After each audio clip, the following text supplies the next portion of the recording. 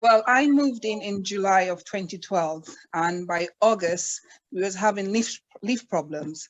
At first, it was, there's two lifts. So there's a general needs lift, as they call it, and then there's a leaseholder lift. So we only had access to the general needs lift. So when that breaks down, we had to literally walk. But I think a few years in, they've realized that Adam, who is my neighbor, my direct neighbor, needs access to this lift. So we used to have to use the fob then, if our lift break down, that we can use the other lift. So, but we've been, you know, trying to, you know, as soon as the lift break down, first person I think of is Adam, because I know he needs that, because how is he going to get out to get, like, you know, his basic stuff. So even on the 29th of December, I was the one who reported the lift. And while reporting that lift, I had another issue with my intercom. And I said to the lady, I have two things to report, is the lift and the intercom. And she didn't care about the lift. And I said, no, I don't care about the intercom. I can deal without the intercom. Let's deal with the lift, because I know my neighbor is out. He needs to come home, you know? So these lifts have been up and down. Our lift never really works. If it works during the year, is about a day. The next day it's breaking down. MTVHA has promised to replace this lift, and they just keep going round and round in circles. So it's not an issue that happened just in December. We've been having this for 10 years. Yeah. You know, we've had an experience where the lift had broken down, I think probably more than 10 days. Whereas even me, with my second child, I had to climb up the stairs to the 6th floor with my belly. So we've been having this issue. The lift wasn't working from the 29th of December 2021. We went through January with just one lift, and it was up there with the most difficult times I personally have ever faced. I was stuck on the 6th floor. I was basically a prisoner in my house without committing a crime. I felt that supermarkets and Uber Eats and Just Eat and whatnot were not going to deliver to the 6th floor without a lift. So I potentially had no food. So if I didn't have a good group of neighbors and a good support network, I would have starved, literally. And MTVH didn't seem to care. They didn't inquire about things like food. It's beyond their remit. So yeah, that my perspective was it was a very difficult time. Luckily, we had Jackson on site, who'd already had to look around the place. Jackson, if I can pass over to you. Well, Adam, you and I were already in touch at that point, talking about the issues in Trident Point, because the issues aren't new. They go back 10 years to when the block first opened. It's just a sort of coincidence that shortly after we had our first meeting over the Christmas break, this issue sort of came to a head, as it were, because, you know, there was this real crisis with the lift situation. And actually, in a funny sort of way, the timing was good, because it galvanized the residents to you know, attend the meeting and get together, and they were keen to campaign. But the various problems in the block, you know, didn't start in December. They go back to the beginning. My reporting with Metropolitan, I don't trust being on an app. I know they've said they have the app. I don't use the app. I will literally just call them. They've got a number, and I call them. Sometimes it takes a little while for you to get on, but when you get on, they do like take the information, and they will promise you that, oh, okay, we're going to send a text message to everyone to let them know, which they do sometimes in the past. But on that day, nothing was sent to any of the tenants saying that, okay, the lift is reported. You know, at least it doesn't make everybody report that same problem. And yeah, so that's what I normally use. I don't know what Adam uses, but I use the telephone to report situations like that. I have never used anything other than the telephone service. They do try and promote their online service, but I've never used it because it's easier just to pick up the phone and speak to someone.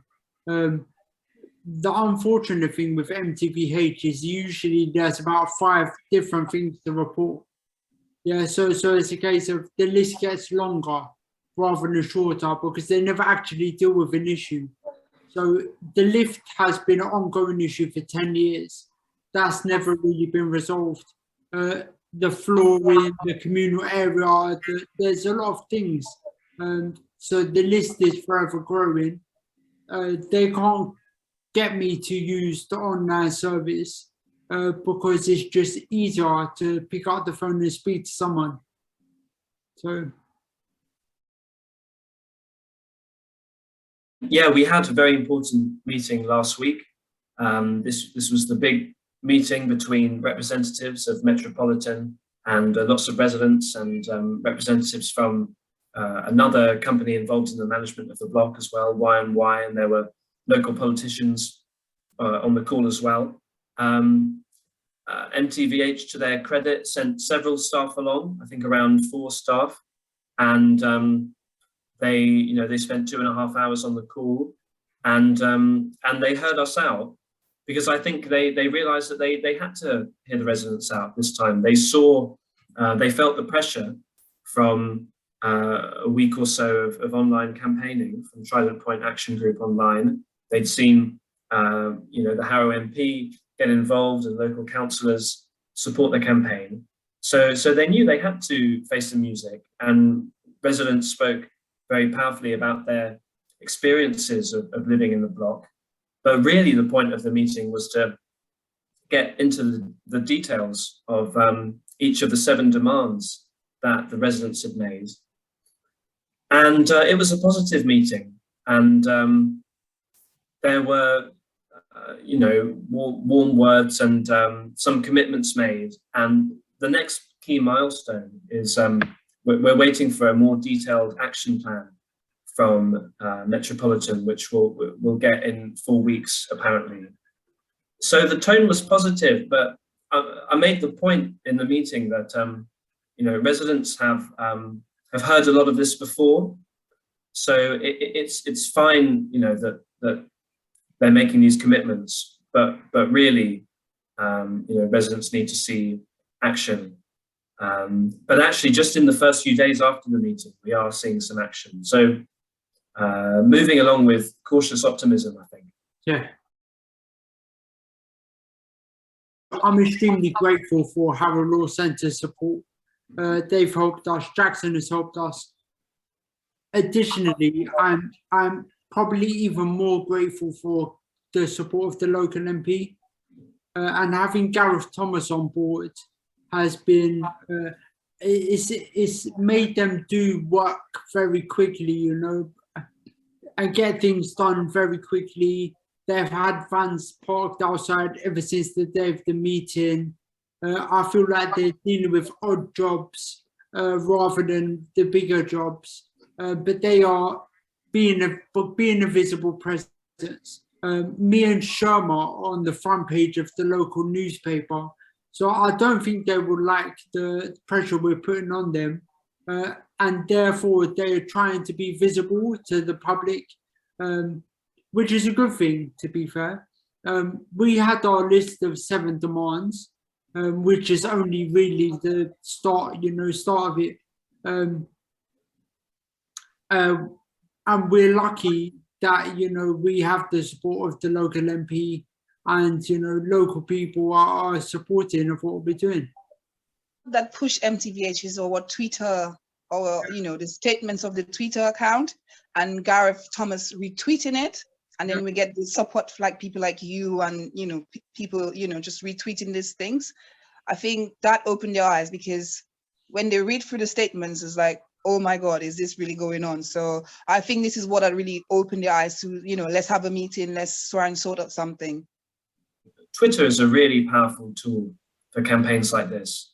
Obviously, Twitter's not perfect, a perfect platform, but for campaigns like this, the sorts of connections you can make, it is quite a democratic space in the sense that the gap between ordinary people at the grassroots and powerful decision makers is greatly reduced. You can close that gap. You can instantly reach people, tag them in, get responses from people. And as soon as you go public, you know, with the statement like we did and a collective identity, people start taking notice. I feel that's a big part of them pulling their finger out and trying to be seen, is the fact that that threat is on the table.